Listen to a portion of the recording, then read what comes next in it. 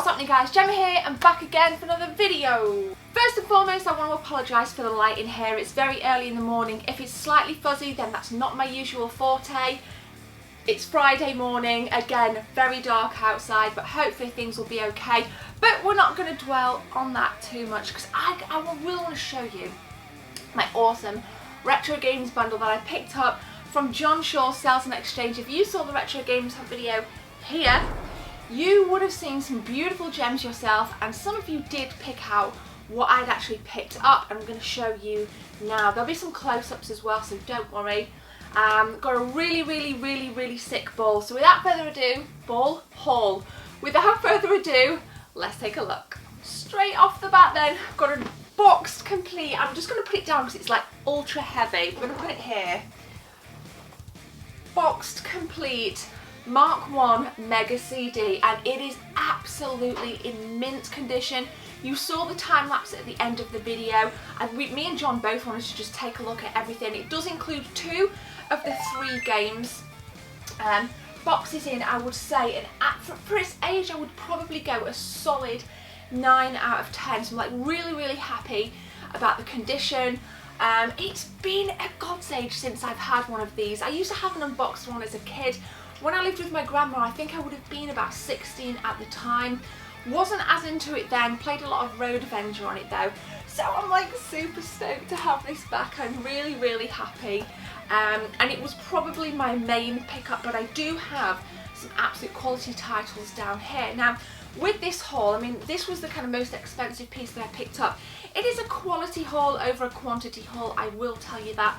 But I spent a typical amount. I think I spent 180 quid with John. Love going in his store. But this is my first pickup. It is mint. I'm super happy. Next up then is a PlayStation 1 title that I clocked pretty early in going into the store. I've been looking for it for ages. I put it on my Facebook group just because I wanted to know if anybody had it. And it is ESPN Extreme games for the PlayStation 1. Pretty rare. The price does vary depending on quality. This doesn't have the manual, but that's okay because I really just wanted the game. And I think you saw me in the video and I was talking to Jess about somebody putting some cheat codes in or something, and I really like finding things, you know, when you buy games and there's like an old receipt from the store or there's somebody's writing. I just think I don't know, it just adds a bit of soul to it. I just love this game. My brother and my friend David used to play it quite a bit back in the day. It's a game whereby it's just like it's a racing format game, and you can pick street luge. There's inline skates and there's a skateboard and bike, and you have to race. Obviously the object is to win the race. It can get a little bit aggressive at times. There's various pickups and points to collect along the way, and a crap ton of hazards in each of the I would say tracks. It's really cool, and it does have like a commentator, an actual video. So it does, I think for back in the day, for the PlayStation 1 it did push the limits a little bit, you know, actual video in a game as opposed to it just being all kind of CGI and graphical stuff. So I'm super stoked about that. We'll put it here and I'll show you what else I got. Next up then is a pretty nice GameCube title. The last GameCube title to ever be made. I have it on the way, but it's been a long time since I got it on the GameCube. You've probably guessed, it is a beautiful Zelda game, and it is the awesome Twilight Princess. Newly remade actually for the Wii U. I know some of you guys have got it. It is boxed complete, and John picked this up in a haul that he bought off a chap in the local area, and there was a absolute load of GameCube titles in, one of which was very rare, which you saw in the video, Cubivore, which goes for a hefty price. It's very rare, but flipping back slightly, not to take the spotlight off of Twilight Princess, really enjoy this game. For me, it's probably my 3rd favourite Zelda game of all times. The first one being Link to the Past, then Ocarina of Time, then List, but it did take me a while to get into it. I wasn't originally a fan of going between the kind of light world and the dark world.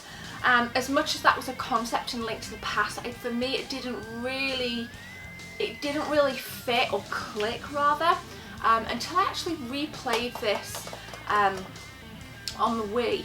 So it took a bit of getting used to, but nonetheless really happy to have it back in my GameCube collection. Next up then guys, going to breeze through these before I show you an N64 title and a little peripheral. I picked up Chinatown Wars on the DS and just clocked Sunset Overdrive on the Xbox One. Everybody's been saying get this. I think I'm going to play this with my little nephew. You guys saw him in this video last weekend, so I think we're going to play that. He did clock it actually, so I might invite him down to play this with me. And Chinatown Wars I don't have, funnily enough. My DS collection lacks a lot. My DS collection lacks a lot. And I've seen that in John's a couple of times and I figured why not? You can't go wrong with a GTA title. So I just picked it up. It was one of those kind of impulse purchases right at the last minute. So snagged those two. I want to show you guys a little peripheral and an N64 title next. So the peripheral is something I don't see around much, and it was a PlayStation 1 bag. So actually, back in the day when you used to take your consoles around to your friends, this had one of the the mini PS1s in, which I do have. I won't be using it to take it round to my friends or my auntie's house. I wanted it because I liked it, and again, you don't see it around that often, so it will go somewhere very nice in the games room, and I'll probably store like things like controllers and memory cards in. I think things like that are really good storage units. A little tip there for you guys that are serious collectors.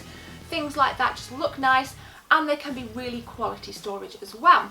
Now the N64 title that I picked up, I do own on my NTSC N64. So I own Star Fox 64, but I don't own Twilight Wars. Classic, we know this to be the kind of from the Star Wing / Star Fox franchise. Really great game. This is box complete. I really enjoyed the Super Nintendo version over any. But I think this did pack a pretty decent punch on the N64. Now again, you'll see additional footage on B-roll. The quality of this is pretty high, and John does have a plethora of awesome, rare and good quality titles in. So if you haven't checked him out, if you're passing through the Derbyshire area, go to a town called Alfreton, go and check out John's store. The video will be in the cards if you want to kind of re-watch it, or if you haven't watched it you can dive back in. But Twilight Wars, the big box edition, really wanted a copy of that, and it just capped off my haul nicely. Overall, especially with this thing, I'm very happy. So there we go guys, that is my brand new retro gaming haul. I always like to go all out. A lot of you always expect one every week, and as you can imagine I do spend a lot of money on these things, so I can't do one every week. It's just completely unrealistic. But I have been picking up a lot of PS4 games recently, so there has been a lot of PS4 pickups, so again that'll be somewhere in the cards. But I just want to say to you guys, hope you have an awesome day. Thank you for watching. I'm hoping to start my little secret project, this little secret YouTube project this weekend, but we will see.